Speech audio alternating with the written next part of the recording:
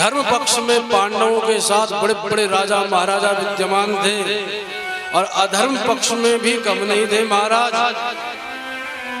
सारे कौरव, अरे और तो और भीष्म पितामह द्रोणाचार्य कर्ण विकर्ण जयद्रथ दुशासन बड़े बड़े वरदानी महारथी थे। कौरव पक्ष में 11 अक्षौहिणी सेना थी और 7 अक्षौहिणी पांडव पक्ष में थी। पलड़ा भारी कौरवों का था, पांडवों का नहीं। परंतु पांडवों ने कौरवों पर विजय प्राप्त करी, धर्म की विजय हुई, क्योंकि पांडवों की ओर से बिहारी जी विद्यमान थे उनके साथ। और प्रभु की चरण शरण ग्रहण करने के कारण पांडव विश्व विजयी बन गए। अंतिम युद्ध हो रहा था भीम और दुर्योधन के मध्य। दुर्योधन ने छल से अपना वज्र देह बनाया और जब लड़ने की तैयारी हुई तो भीम पर प्रहार किया।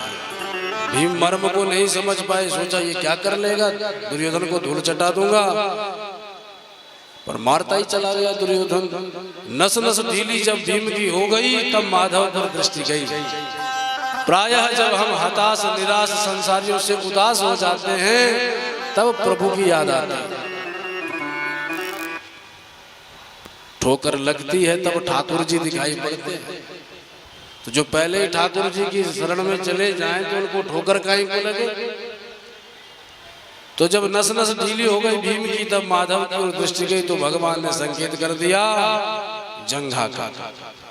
तो भीम को अपनी प्रतिज्ञा याद आ गई और घुमा के जमा करके जंघा पर प्रहार कर दिया अपनी गदा से। किसकी जंघा पर? दुर्योधन की जंघा पर। तो छल से, क्योंकि जब अंतिम युद्ध होने वाला था तो दुर्योधन ने छल किया। जो लोभी होता है वो छल ही करता है, जो लोभी नहीं होता वो तो खून पसीने से कमाना चाहता है। लेकिन जो लोभी होता है कि हमारा तो हमारा, दूसरे का भी हमारा हो जाए, तो ऐसा व्यक्ति दूसरे को हराने के लिए बड़े बड़े प्रयास कर जाता है। तो दुर्योधन ने भी यही किया। क्या करूं? मैया के पास गया, अपने गांधारी के पास।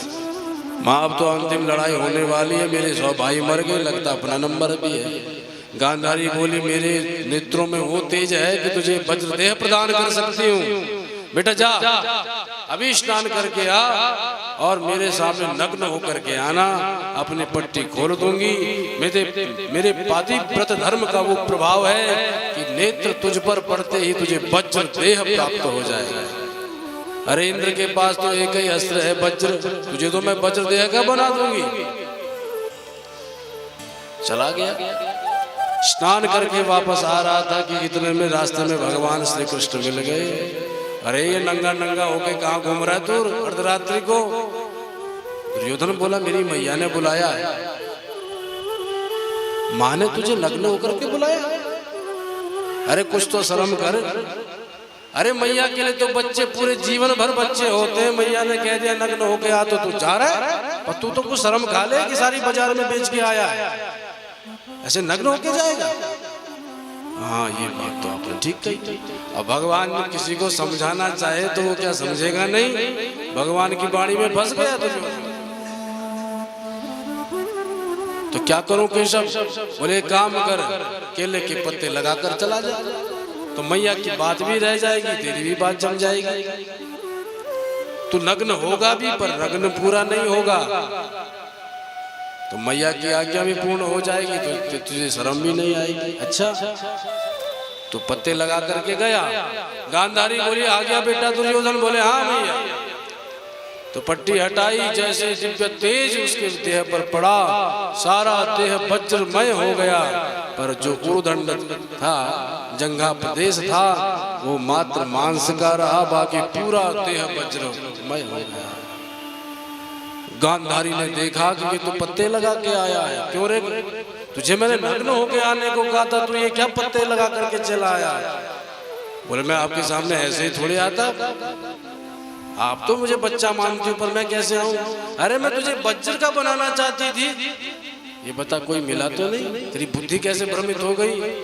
तो बोले बिहारी जी मिले थे। हो सब गांधारी समझ गई ये उस कन्हैया का ही कार्य है, वही ये सब कर सकता है, वो छलिया ही छल करने में प्रवीण है। अब बात तो हो गई, नेत्र बंद कर लिए, पर बेटा किसी को बताना नहीं। अब कह रहे बताना नहीं, पर कृष्ण तो सब जानते हैं, तो क्या कोई बात छुप सकेगी?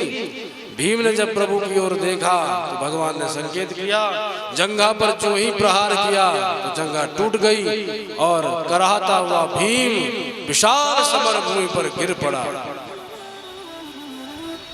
कराह रहा है, रो रहा है। गिद्ध आते हैं उस महाभारत की भूमि में, लेकिन देखते हैं सब मरे पड़े हैं तो सबको नोच नोच कर खाने लगते हैं। तो मृतदेहों के मध्य में दुर्योधन का भी लहूलुहान देह पड़ा था। गिद्धों को लगा कि ये भी मरा पड़ा है तो उसको भी नोचने लगते हैं, तो और कराहने लगता है। प्राणांत पीड़ा को प्राप्त हो रहा है। इतने में गुरुपुत्र अश्वत्थामा आया, बोला महाराज मैंने आपका प्रभाव और वो वैभव देखा, पर आज आपको इस स्थिति में नहीं देख सकता। बोले देखना देखना छोड़ो अश्वत्थामा, तो ये बता कि तू मेरे लिए कर क्या सकता है? बोले आप बताओ, मैं सब कुछ कर सकता हूँ। बोले अब मेरी एक इच्छा है कि हम 100 भाई थे, पांडव 5 भाई हैं। हम 100 के 100 काल के काल में चले गए, पर 5 पांडव अभी तक सुरक्षित हैं। 5 में से एक को भी आंच नहीं आई। अगर एक भी मर जाए तो मेरे चित्त को कुछ शांति प्राप्त हो।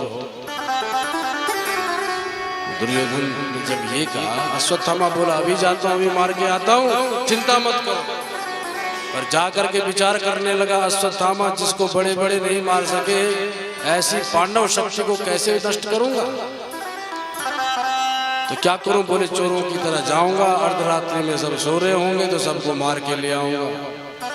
रात्रि को गया पांडवों के शिविर में। उस दिन पांडवों के शिविर में, पांडवों के कक्ष में पांडवों के ही बेटे सो रहे थे, और पांडव भगवान के साथ विजय उत्सव मनाने के लिए निकले हुए थे। अश्वत्थामा को लगा यही पांडव है, क्योंकि भीम का बेटा भीम के समान विशालकाय, युधिष्ठिर का बेटा युधिष्ठिर के समान, अर्जुन का बेटा अर्जुन के समान, नकुल सहदेव का नकुल सहदेव के समान। भ्रम हो गया अश्वत्थामा को, और अबोध बालकों के शीश धड़ सहित काट करके दुर्योधन के पास लेकर के चला आया। सिर लेकर के आया। दुर्योधन ने देखा क्या लाया है पोटली में? बोले पांडवों को मार के लाया। बड़ा प्रसन्न हुआ, पर जब पोटली खोली तो देखा ये तो द्रौपदी के 5 बेटा। बेटा अब तो तूने मेरे को पानी देने वाला भी नहीं छोड़ा, ऐसी अधोगति प्रदान कर दी, मेरे कहने पर निर्मम हत्या करी, वो भी अबोध बालकों की। अरे इन बालकों ने मुझे मेरा क्या बिगाड़ा था? पर बेटा अब मैं तो मर ही रहा हूं, पर तू भी बचेगा नहीं। तूने पांडव पुत्रों को मारा है, पांडव तुझे जीता नहीं छोड़ेंगे। इतना कहते ही दुर्योधन प्राणांत को प्राप्त हो गया। अश्वत्थामा घबरा गया, अब पांडव नहीं छोड़ेंगे, अर्जुन तो छोड़ने वाला नहीं। सो व्यासाश्रम में जाके छुप गया। और प्रातः काल होते ही जब द्रौपदी अपने बच्चों के कक्ष में पहुंची तो माता ने अपने बच्चों के सिर विहीन धड़ पड़े देखे।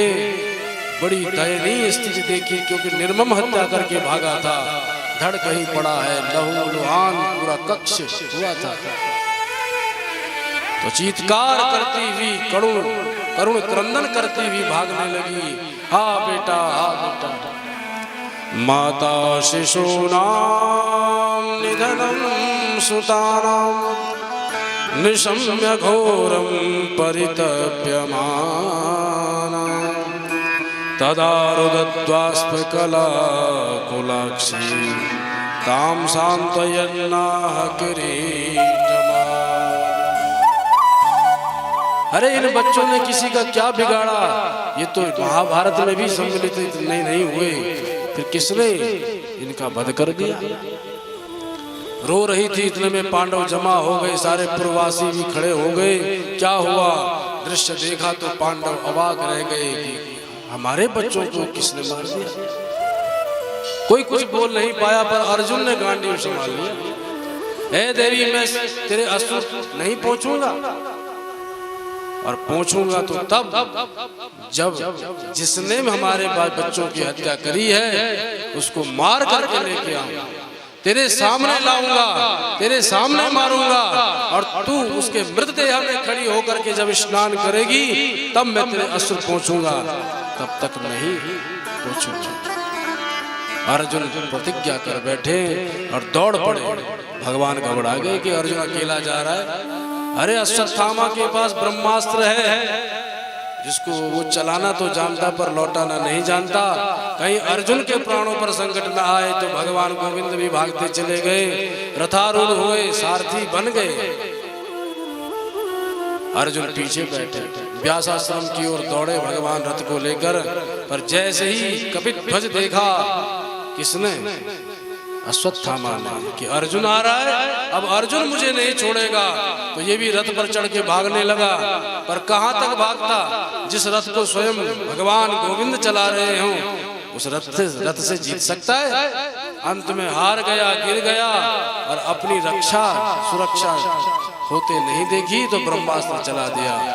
ब्रह्मास्त्र संधान करते ही अर्जुन की ओर विशाल दावाग्नि बढ़ती चली गई, आग की लपटें फैलने लगी। अर्जुन समझ ही नहीं पाया हो क्या रहा है।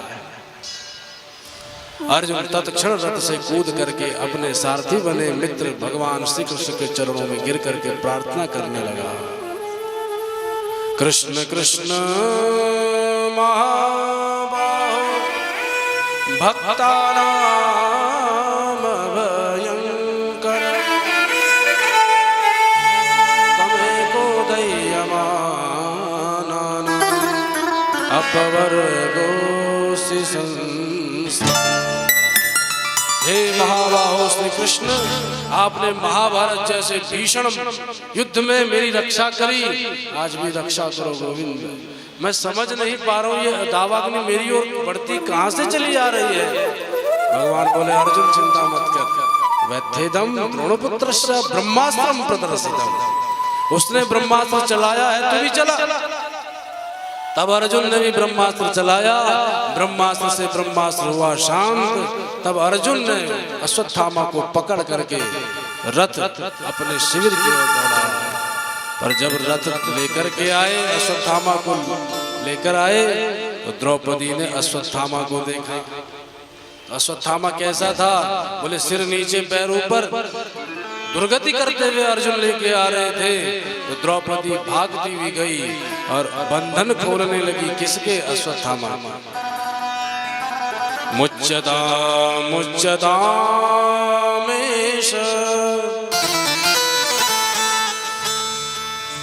नितरां ब्राह्मणो गुरु। हे आर्य पुत्र, ब्राह्मण सबके गुरु होते हैं। अरे ब्राह्मण के परिवार से जो भी आपको दिखाई पड़े वो भी ब्राह्मण ही है, गुरुतुल्य है।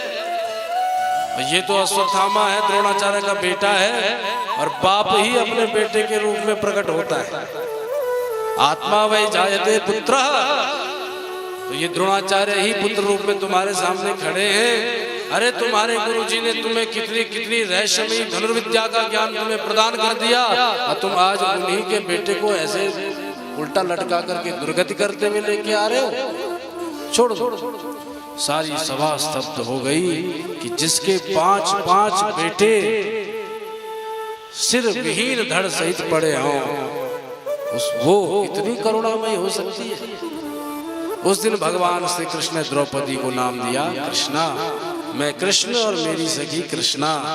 जिसके हृदय में करुणा परिपूर्ण है वही कृष्ण की सखी हो सकती है। अब तुम्हारा द्वंद्व उपस्थित हो गया। अर्जुन बोलने लगे कि क्या कहूं केशव, प्रतिज्ञा करी है मारने की। द्रौपदी कह रही छोड़ दो, युधिष्ठिर महाराज भी कह रहे छोड़ दो, पर भीम भैया तो गरज रहे। भीम ने तो स्पष्ट कह दिया कि अर्जुन तू छोड़ दे, पर मैं इसकी मुंडी मरोड़ करके ही दम लूंगा। अब भीम को कैसे समझाएं? तो प्रभु आप बताओ शास्त्रों में क्या लिखा गया है, अब क्या करना चाहिए? तो भगवान बोले ब्रह्म बंधुर न हंतव्य आतताई वधारण। आतताई कोई भी क्यों ना हो, मारना चाहिए, पर याद रखो ब्रह्म बंधु की हत्या नहीं होनी चाहिए। ब्रह्म बंधु कौन? ब्राह्मणों में जो अधम हो वो ब्रह्म बंधु कहा जाता है, उसकी हत्या नहीं होनी चाहिए। तो बोले आप तो कह रहे हो न मारो और न छोड़ो, तो ये कोई निर्णय हुआ? या तो मारने की बात करो या छोड़ने की बात करो। जब कुछ समझ नहीं आया तब अर्जुन को याद आया कि भगवान ने गीता में एक और बात कही थी कि मारना सिर्फ देह से नहीं होता, माननीय और सम्माननीय पुरुषों का मान भंग ही उनकी मृत्यु के तुल्य होता है। इसलिए इसका अपमान कर दिया जाए, मान भंग कर दिया जाए तो ये मृत्यु को प्राप्त होगा। संभावितस्य चाकीर्ति मरणादिरिच्यते। गीता का यह सूत्र याद आते ही अर्जुन ने मूंड करके और उसकी मणि निकाल करके काला कलूटा बना करके धक्का मार करके अपने सिर से भगा दिया। ऐसा अपमान हुआ तो ये उसका मृत्यु ही था, उसकी मृत्यु ही थी, मरण के तुल्य ही यह दुख था।